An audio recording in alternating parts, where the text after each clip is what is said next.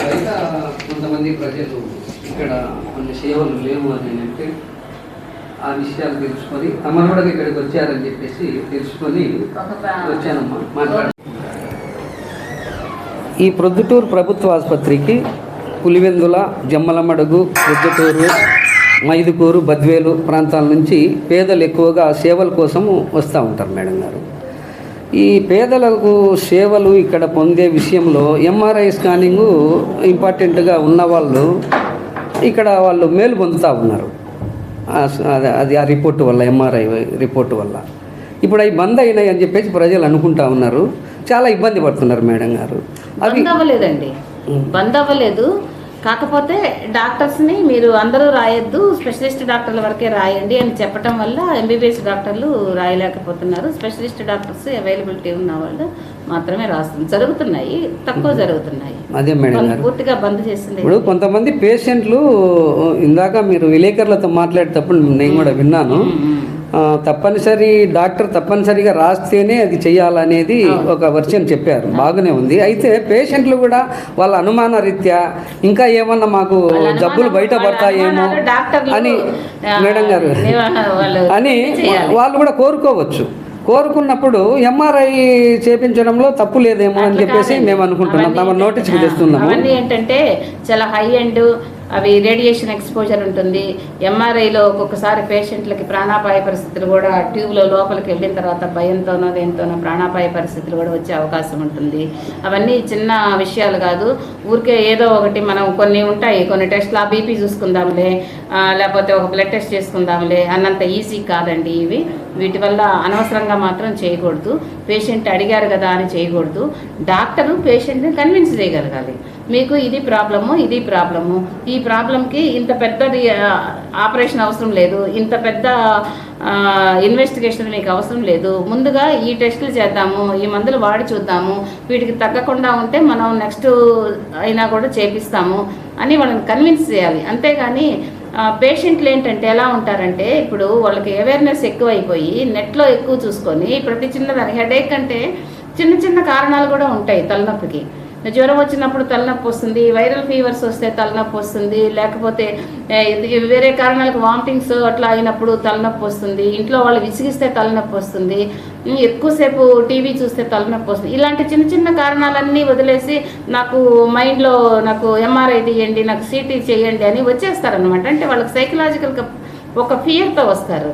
అది fear it self is not an indication for investigation. ఆ fear అసలు అతనికి ఎందుకు వస్తుంది, ఏ టైంలో వస్తుంది, ఈవినింగ్ సాయంకాలం అయ్యేటప్పటికి వస్తుందా, సో పొద్దుటి నుంచి స్ట్రెయిన్ అవుతున్నాడు, ఇలాంటివి డాక్టర్లకు మాత్రమే తెలుస్తుంది. అలాంటి వాటిని బట్టి డాక్టర్లు నిర్ధారించి డౌట్ ఉంటేనే మనం రాయాలి. పేషెంట్ అడిగారు కదా అని రాయకూడదు. ఎంఆర్ఐ సేవలు ఆగిపోయినాయి అని చెప్పేసి ప్రజలందరూ అనుకుంటున్నారు, నడుస్తూ ఉంది అని చెప్పేసి తమరు అంటున్నారు. తమ వైపు నుండి ఎంఆర్ఐ సేవలు ఆగిపోలేదు అని చెప్పేసి నడుస్తూ ఉన్నాయని చెప్పేసి ప్రజలకు మీరు చెప్తే బాగుంటుందని చెప్పేసి మేము అనుకుంటున్నాం. తర్వాత ఎవరో ఒక ఆఫీసర్, ఒక సంబంధించిన ఆఫీసర్ వచ్చి ఓవరాల్గా ఆపేయండి అని అంటే ఆపకూడదు కదా. ప్రభుత్వం నుండి ఏదైనా ఆదేశాలు ఆ ఏజెన్సీకి, ప్రైవేట్ ఏజెన్సీకి ఏదైనా ఆదేశాలు ఉంటే ఆపాలి. ప్రభుత్వం డబ్బు చెల్లిస్తా ఉంది కాబట్టి సేవలు స్టాప్ చేయమని లేదండి, మనకి ఆర్డర్స్ ఏమీ లేవు. అధికారులు కూడా అలా చెప్పరు. అధికారులు ఏం చెప్తారంటే, మీరు అనవసరమైన రాయటం ఆపండి, ఏదన్నా ఇదిగో మీరు చెప్పినట్లు పేషెంట్లు అడిగారు కదా అని రాయటము, మొహమాటానికి రాయటం అలాంటివి ఏమైనా చేస్తున్నారేమో వాటిని మాత్రం చేయకండి అని మాత్రమే చెప్పగలరు. అంతే చెప్తారు. ఎందుకంటే అధికారులు కూడా, మా వైపు ఉన్న అధికారులు కూడా డాక్టర్లే కాబట్టి వాళ్ళకి తెలుసు ప్రతి కేసుకి సిటీ అవసరం లేదు, పేషెంట్లు వచ్చి అడుగుతూ ఉంటారు అనే విషయం తెలుసు కాబట్టి అలా చెప్పుంటారు. కానీ పూర్తిగా ఆపమని అయితే లేదు, సంస్థలని ఇక్కడ నుంచి వెళ్ళమని చెప్పేది లేదు. వాళ్ళు ఉంటారు. గవర్నమెంట్ ఆదేశాల ప్రకారమే మేము కూడా చేస్తాం. అమ్మా, నేను ప్రజల వైపు నుండి మాట్లాడుతున్నా తమరితో. చిన్న చిన్న ఎక్స్రేలకు కూడా బయటకు రాస్తున్నారు. డాక్టర్లు ఒకరని చెప్పేసి ఒకరి మీద చెప్పాము, బయటికి పోతున్న ఎక్స్రేలకు కూడా టయానికి అది అసౌకర్యంగా ఉంది ప్రజలకు, పేదలకు. మరి అసౌకర్యమే కదా, బయటకు వెళ్ళకూడదు కదా, మనకి ఇక్కడే ఉన్నాయి. డబ్బు లేని వాళ్ళంతా గవర్నమెంట్ హాస్పిటల్కి వస్తారు. కూడా ఉండిండొచ్చు గవర్నమెంట్ హాస్పిటల్ అట్లా వచ్చినప్పుడు గవర్నమెంట్ హాస్పిటల్ ఆ విధంగా బయటికి ఎక్స్రేలకు పంపే డాక్టర్ల మీద తమరేమన్నా చర్యలు తీసుకుంటున్నారా? నాకైతే నా దృష్టిలోకి ఇప్పుడే వచ్చిందండి ఆ విషయం. ఎందుకంటే మనకి ఎక్స్రేలు ఉన్నాయి, మా సిటీ ఎంఆర్ఐలే ఉన్న పెద్ద హాస్పిటల్లో ఎక్స్రే లేకుండా ఎట్లా ఉంటుంది? బయటకు ఎందుకు రాస్తున్నారు? బయటకు ఎవరు రాస్తున్నారు? ఎమర్జెన్సీకి ఒక్కొక్కసారి అందుబాటులో లేనప్పుడు అందుబాటులో లేకపోవటం అంటే ఏం లేదండి, 24/7 వచ్చి ఎక్స్రే తీయాల్సిందే. అది కాక ఇక చిన్న చిన్న విషయాలు కూడా రెఫర్ జరుగుతుంది. డాక్టర్ తీసుకోవడం లేదు ఉంది మేడం. హాస్పిటల్లో కొద్దిగా చిన్న చిన్నవి ఉన్నాయి, ఒకసారి మీరు విజిట్ చేసి ఏదైనా ఉంటే. తప్పకుండా అండి, నేను డాక్టర్లందరితో మాట్లాడతాను. వాళ్ళ సంబంధిత స్పెషాలిటీస్లో వీలైనంత ట్రీట్మెంట్ ఇక్కడే ఇవ్వాలని చెప్తాము. తప్పకుండా మనం, ఎందుకంటే అన్ని ఇన్వెస్టిగేషన్స్ ఉన్నాయి, అన్నీ ఉన్నాయి, ఆపరేషన్ థియేటర్లు ఫుల్ ఫ్లెడ్జ్డ్ ఉన్నాయి, అన్నీ ఉన్నాయి మేడం. ఇప్పుడు కొంత ఇప్పుడు సరే కొద్దిగా వెయిట్ చేయాలి, ఎమర్జెన్సీ ఉంది, ఏదైనా ఎమర్జెన్సీగా ఏదైనా చేయాల్సింది వస్తే తొందరగా స్పందించి. మేడం గారు తమరు ఎలాగో వచ్చారు కాబట్టి ఇక్కడ ఉన్నటువంటి లోపాలని సరిచేసి ఇక్కడ ఉన్నటువంటి గవర్నమెంట్ హాస్పిటల్లో పేద ప్రజలకు సదుపాయాలు కరెక్ట్గా అందేలాగా చర్యలు తీసుకుంటారని తమని వేడుకుంటున్నాం. మంచిదండి, థ్యాంక్ యూ. ఇంకో విషయం సార్, ఇక్కడ ల్యాబ్ టెక్నీషియన్ ల్యాబ్ ఉంది కదా బ్లడ్ అక్కడ చాలా టైం వేస్ట్ అవుతుంది. అక్కడ పని చేసేటప్పుడు కూడా కాలక్షేపంగానే కనపడ్డారు. చాలాసార్లు గతంలో మేము కూడా చెప్పాను నేను, ఇటువంటి వందల మంది నిలబడతారు ఇక్కడ, వాళ్ళకు చాలా ఇబ్బంది ఉంది. టైమింగ్ చెప్పిన తర్వాత మీరు ఇప్పుడు వచ్చినారా అని గొడవలు కూడా చేస్తున్నారా? దాని గురించి మీరు కొద్దిగా సార్ గతంలో కూడా చెప్పాను మీకు. అవి ఒకటి మెయిన్ రెఫర్లది, ప్రతి చిన్న విషయానికి ఎవరైనా వచ్చి గొడవ చేసుకుంటారు సరిపోలలో, వీళ్ళకి ఇక్కడ నుంచి పంపించేస్తే సరిపోతుందని చెప్పేసి 108 పంపించడం జరుగుతుంది. అది కూడా అంబులెన్స్లు కూడా బయట ప్రైవేట్ అంబులెన్స్లు, మన అంబులెన్స్ ఉన్నా కూడా బయట అంబులెన్స్లు ఫోన్లు చేసి పిలిపించి ఎమర్జెన్సీ కింద పంపించడం కూడా జరుగుతుంది సార్. ఈ కమిషన్ లో మనం ఏ కేసు రిఫర్ చేసినా మనము 108లోనే పంపించాం. నా పేరు కొత్తపల్లి ఎల్లయ్య, ఆంధ్రప్రదేశ్ దళిత సమైక్య రాష్ట్ర అధ్యక్షునిగా మాట్లాడుతున్నా. ఈ ప్రొద్దుటూరు ప్రభుత్వ ఆసుపత్రికి జమ్మలమడుగు, పులివెందుల, మైదుకూరు, ప్రొద్దుటూరు, బద్వేలు ప్రాంతాల నుంచి ఎక్కువగా పేదలు వైద్య సేవల కోసం వస్తూ ఉంటారు. ఈ మధ్యకాలంలో ప్రభుత్వ ఆసుపత్రిలో ఎంఆర్ఐ సేవలు జరగడం లేదు అని చెప్పేసి మా దృష్టికి వచ్చింది.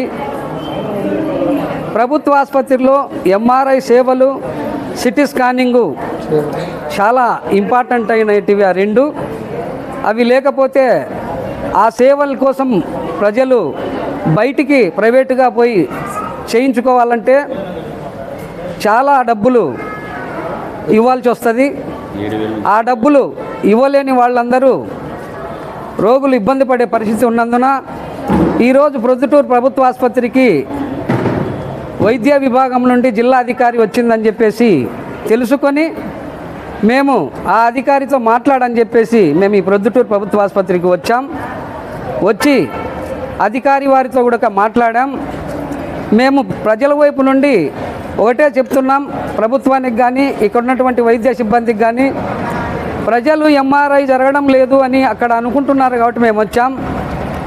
మరి ఎంఆర్ఐ చేస్తే అది ప్రైవేటు ఏజెన్సీ చేస్తుందని చెప్పేసి తెలుస్తూ ఉంది.